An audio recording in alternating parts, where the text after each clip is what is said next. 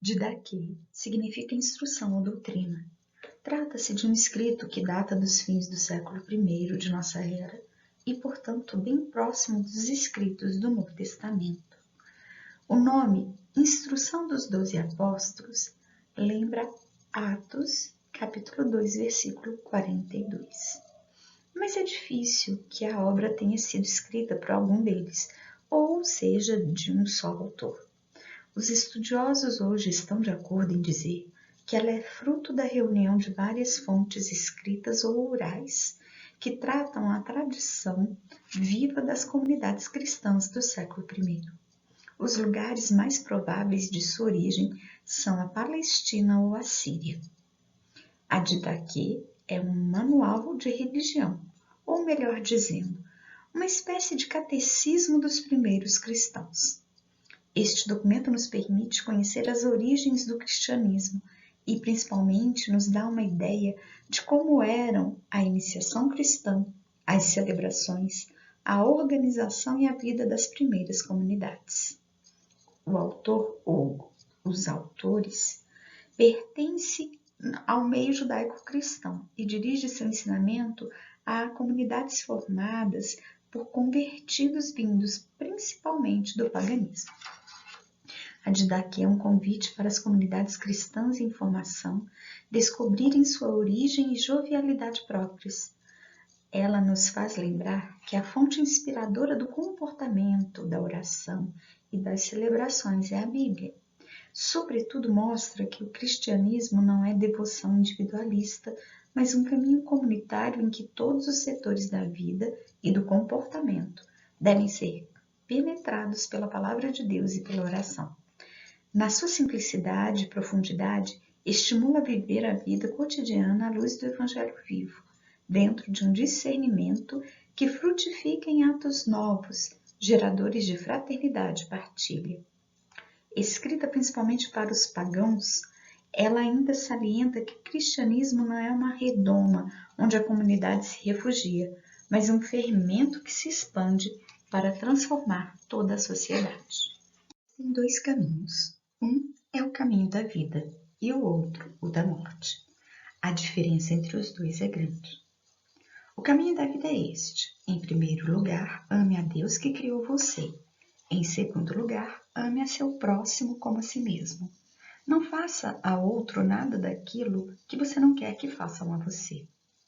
O ensinamento que deriva dessas palavras é o seguinte: bendigam aqueles que os amaldiçoam e rezem por seus inimigos, e ainda jejuem por aqueles que os perseguem. Com efeito, se vocês amam aqueles que os amam, que graça vocês merecem? Os pagãos não fazem o mesmo? Quanto a vocês, amem aqueles que os odeiam, e vocês não terão nenhum inimigo. Não deixe se levar pelos impulsos instintivos. Se alguém lhe dá uma bofetada na face direita, ofereça-lhe também a outra face, e você será perfeito. Se alguém o força a acompanhá-lo pelo espaço de 1 quilômetro, acompanhe-o por 2.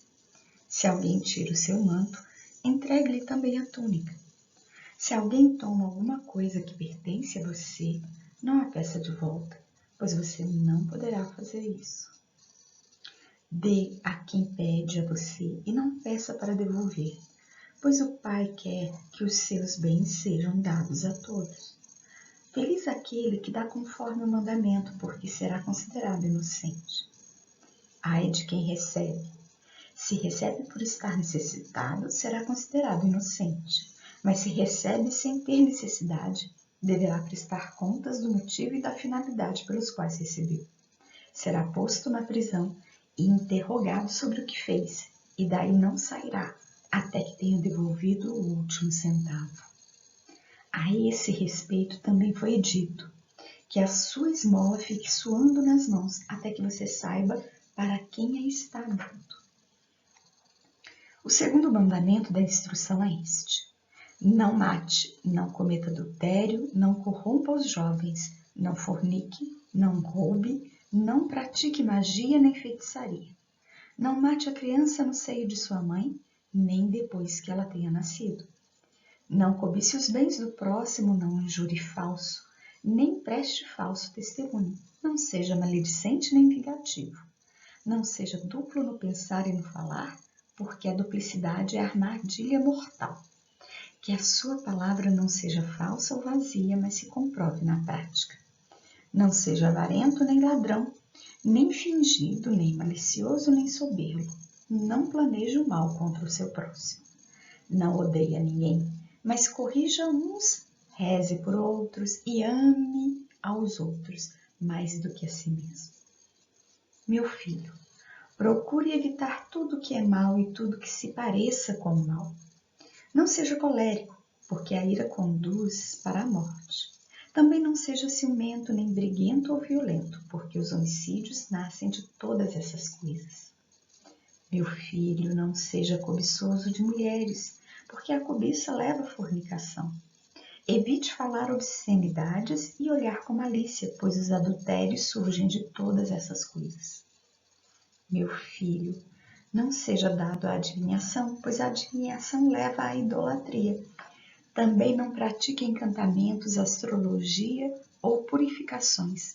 Nem queira ver ou ouvir sobre essas coisas, pois de todas essas coisas provém a idolatria. Meu filho, não seja mentiroso, porque a mentira leva ao roubo. Não seja ávido de dinheiro, nem cobice a fama, porque os roubos nascem de todas essas coisas. Meu filho, não seja murmurador, porque a murmuração leva à blasfêmia. Não seja insolente, nem tenha mente perversa, pois as blasfêmias nascem de todas essas coisas. Seja manso, porque os mansos receberão a terra como herança.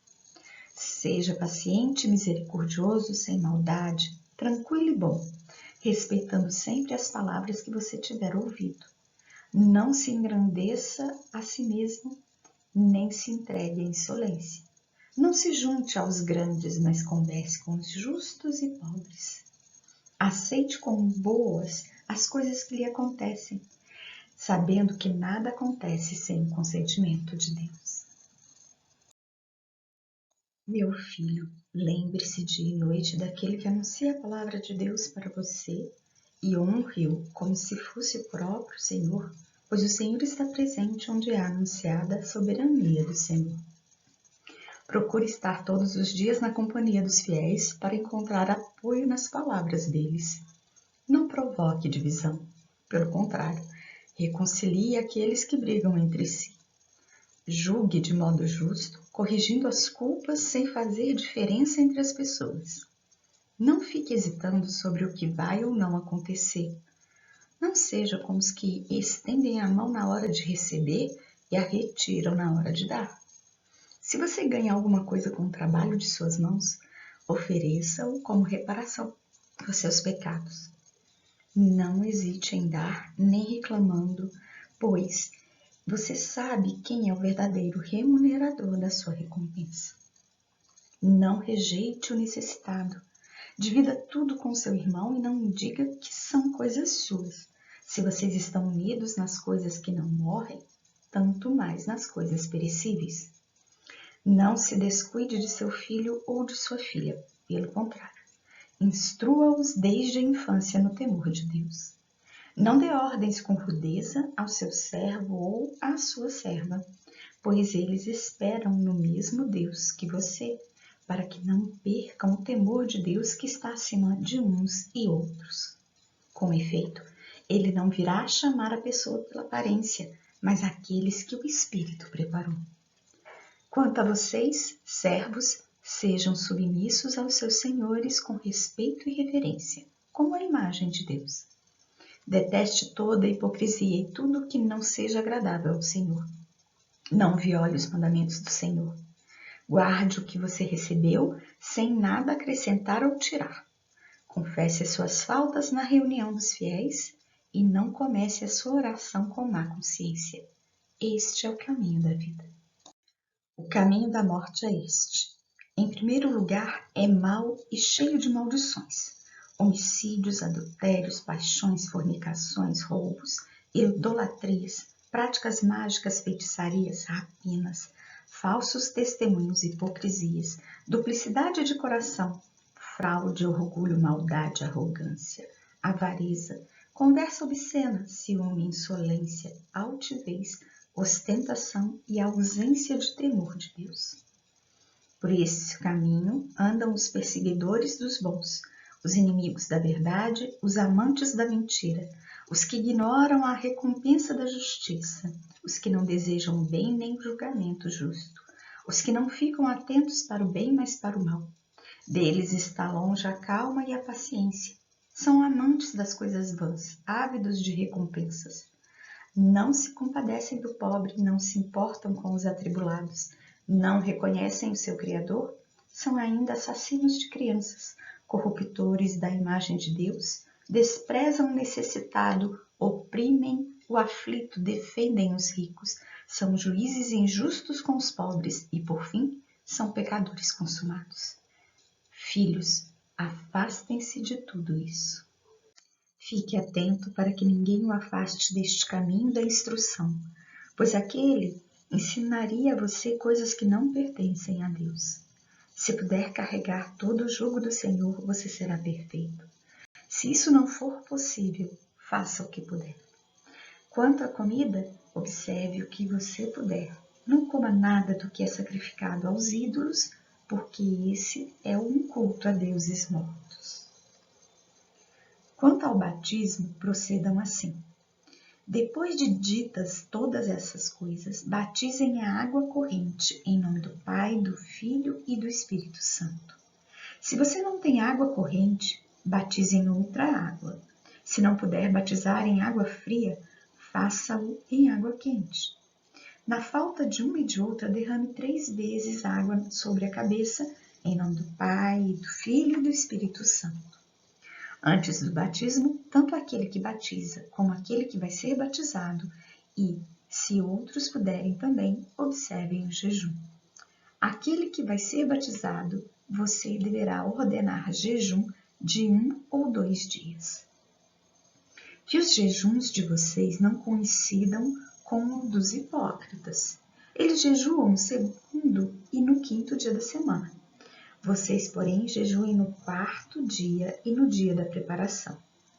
Não rezem como os hipócritas, mas como o Senhor ordenou no seu Evangelho. Rezem assim. Pai nosso que estais no céu, santificado seja o teu nome, venha o teu reino. Seja feita a tua vontade, assim na terra como no céu. Dá-nos hoje o pão nosso de cada dia.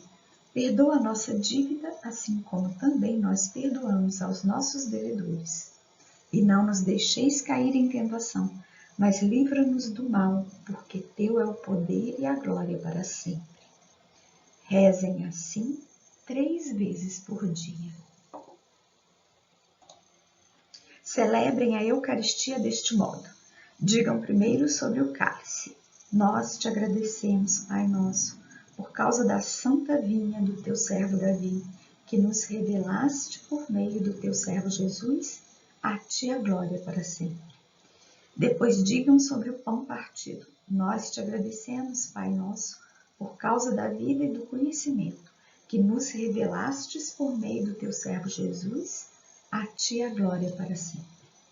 Do mesmo modo, como este pão partido tinha sido semeado sobre as colinas e depois recolhido para se tornar um, assim também a tua igreja seja reunida desde os confins da terra no teu reino, porque tua é a glória e o poder por meio de Jesus Cristo para sempre. Ninguém coma nem beba da Eucaristia se não tiver sido batizado em nome do Senhor, porque sobre isso o Senhor disse: não deem as coisas santas aos cães. Depois de saciados, agradeçam deste modo. Nós te agradecemos, Pai Santo, por teu santo nome, que fizeste habitar em nossos corações, e pelo conhecimento, pela fé e imortalidade que nos revelastes por meio do teu servo Jesus, a ti a glória para sempre. Tu, Senhor Todo-Poderoso, criastes todas as coisas por causa do teu nome, e deste aos homens o prazer do alimento e da bebida para que te agradeçam. A nós, porém, deste uma comida e uma bebida espirituais e uma vida eterna por meio do teu servo. Antes de tudo, Nós te agradecemos porque és poderoso, a ti a glória para sempre. Lembra-te, Senhor, da tua igreja, livrando-a de todo mal e aperfeiçoando-a no teu amor. Reúne dos 4 ventos esta igreja santificada para o teu reino que lhe preparaste, porque teu é o poder e a glória para sempre. Que a tua graça venha e este mundo passe. Hosana ao Deus de Davi. Quem é fiel, venha. Quem não é fiel, converta-se. Maranatá. Amém. Se alguém vier até vocês ensinando tudo o que foi dito antes, deve ser acolhido. Mas se aquele que ensina for perverso e expuser outra doutrina para destruir, não lhe deem atenção. Contudo, se ele ensina para estabelecer a justiça e o conhecimento do Senhor, vocês devem acolhê-lo como se fosse o Senhor. Quanto aos apóstolos e profetas, procedam conforme o princípio do Evangelho. Todo apóstolo que vem até vocês seja recebido como o Senhor. Ele não deverá ficar mais que um dia, ou, se necessário, mais outro. Se ficar por 3 dias, é um falso profeta. Ao partir, o apóstolo não deve levar nada a não ser o pão necessário até o lugar em que for parar. Se pedir dinheiro, é um falso profeta. Não coloquem à prova nem julguem um profeta que em tudo fala sob inspiração, pois todo pecado será perdoado, mas esse não será perdoado. Nem todo aquele que fala inspirado é profeta, a não ser que viva com o Senhor. É assim que vocês reconhecerão o falso e o verdadeiro profeta.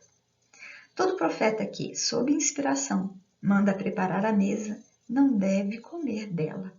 Caso contrário, trata-se de um falso profeta. Todo profeta que ensina a verdade, mas não pratica o que ensina, é um falso profeta. Todo profeta comprovado e verdadeiro que age pelo ministério terreno da igreja, mas não ensina a fazer como ele faz, não será julgado por vocês. Ele será julgado por Deus. Assim também fizeram os antigos profetas. Se alguém disser sob inspiração, dê-me dinheiro ou qualquer outra coisa, não o escutem. Contudo, se ele pedir para dar a outros necessitados, então ninguém o julgue. Acolham todo aquele que vier em nome do Senhor. Depois examinem para conhecê-lo, pois vocês têm juízo para distinguir a esquerda e a direita. Se o hóspede estiver de passagem, dê-lhe ajuda no que puderem. Entretanto, ele não permanecerá com vocês, a não ser por 2 dias, ou 3 se for necessário. Se quiser estabelecer-se com vocês e tiver uma profissão, então trabalhe para se sustentar. Se ele, porém, não tiver profissão, procedam conforme a prudência, para que um cristão não viva ociosamente entre vocês. Se ele não quiser aceitar isso, é um comerciante de Cristo. Tenham cuidado com essa gente. Todo o verdadeiro profeta que queira estabelecer-se entre vocês é digno do seu alimento. Da mesma forma também, o verdadeiro mestre é digno do seu alimento, como todo operário. Por isso, tome os primeiros frutos de todos os produtos da vinha e da eira, dos bois e das ovelhas, e os dê para os profetas, pois eles são os sumos sacerdotes de vocês. Se, porém, vocês não têm nenhum profeta, deem aos pobres. Se você fizer pão, tome os primeiros e os dê conforme o preceito. Da mesma forma, ao abrir uma vasilha de vinho ou de óleo, tome a primeira parte e a dê aos profetas. Tome uma parte do seu dinheiro, da sua roupa e de todas as suas posses, conforme lhe parecer oportuno, e os dê conforme o preceito. Reúnam-se no dia do Senhor para partir o pão e agradecer, depois de ter confessado os pecados, para que o sacrifício de vocês seja puro. Aquele que está de briga com seu companheiro não poderá juntar-se a vocês antes de se ter reconciliado, para que o sacrifício que vocês oferecem não seja profanado. Esse é o sacrifício do qual o Senhor disse: em todo lugar e em todo tempo seja oferecido um sacrifício puro, porque eu sou um grande rei, diz o Senhor, e o meu nome é admirável entre as nações. Escolham para vocês bispos e diáconos dignos do Senhor. Eles devem ser homens mansos, desprendidos do dinheiro, verazes e provados, porque eles também exercem para vocês o ministério dos profetas e dos mestres. Não os desprezem, porque entre vocês eles têm a mesma dignidade que os profetas e mestres. Corrijam-se mutuamente, não com ódio, mas com paz, como vocês têm no Evangelho. E ninguém fale com nenhuma pessoa que tenha ofendido o próximo, que essa pessoa não escute nenhuma palavra de vocês até que tenha se arrependido. Façam suas orações, esmolas e todas as ações da forma que vocês têm no Evangelho do Senhor. Vigiem sobre a vida de vocês. Não deixem que suas lâmpadas se apaguem, nem soltem o cinto dos rins. Fiquem preparados, porque vocês não sabem a que hora o Senhor vai chegar. Reúnam-se com frequência para procurar o que convém a vocês, porque de nada lhes servirá todo o tempo que vocês viverem a fé, se no último momento vocês não estiverem perfeitos. De fato, nos últimos dias os falsos profetas e os corruptores se multiplicarão. As ovelhas se transformarão em lobos e o amor se transformará em ódio. Crescendo a injustiça, os homens se odiarão, se perseguirão e se trairão mutuamente. Então, aparecerá o sedutor do mundo como se fosse o Filho de Deus e fará sinais e prodígios. A terra será entregue em suas mãos e cometerá crimes como jamais foram cometidos desde o começo do mundo. Então, toda criatura humana passará pela prova de fogo, e muitos ficarão escandalizados e perecerão.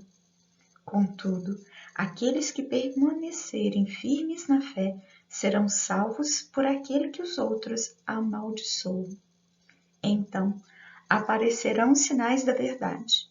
Primeiro, o sinal da abertura no céu, depois o sinal do toque da trombeta, e em terceiro lugar, a ressurreição dos mortos.